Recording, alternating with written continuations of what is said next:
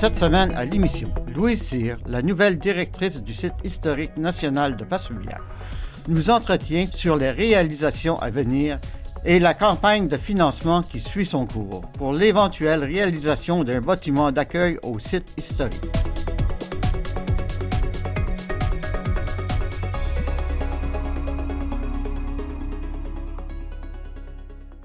Je suis nouvellement en fonction à titre de directrice du site historique national de Passepébiac. J'ai été pendant 3 ans agente de développement au site, donc j'ai touché un petit peu à divers éléments au niveau du développement du site.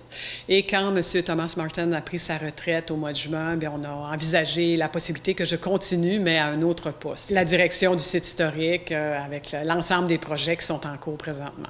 Pouvez-vous me parler des projets en cours? Je dirais qu'on a 3 éléments importants. Le premier, c'est la restauration des bâtiments. Pour la restauration, vous avez peut-être remarqué qu'ils ont besoin beaucoup d'amour, comme on dit. Ces bâtiments-là, des demandes sont présentement déposées au ministère de la Culture et des Communications pour restaurer ces bâtiments-là dans une première phase, parce qu'on a séparé ça en plusieurs éléments. La première phase, c'est l'extérieur pour 3 bâtiments, dont le Bibi, le pavillon d'accueil et le hangar Le Boutier, repeindre ou refaire certains éléments du bardeau, et les portes pour l'ensemble du site, parce qu'il y a énormément de portes dans le site historique, et le système de sécurité et d'alarme en même temps.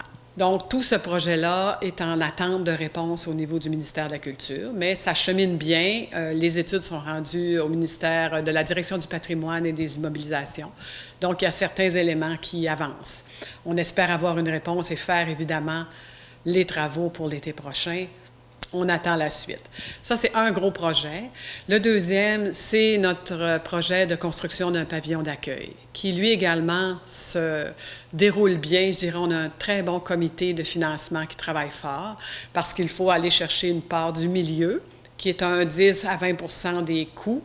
Et c'est un projet qui est estimé à 8 millions, presque 9 millions, pour construire un pavillon dans lequel nous retrouverons l'accueil, la billetterie, la boutique, le restaurant et une nouvelle exposition avec le Marie-Thérèse, qui est un bateau qui avait été construit à Passepébiac dans les années 60 et qui reviendrait à Passepébiac, qui est présentement au musée des pêches de l'Atlantique à Lunenburg, en Nouvelle-Écosse.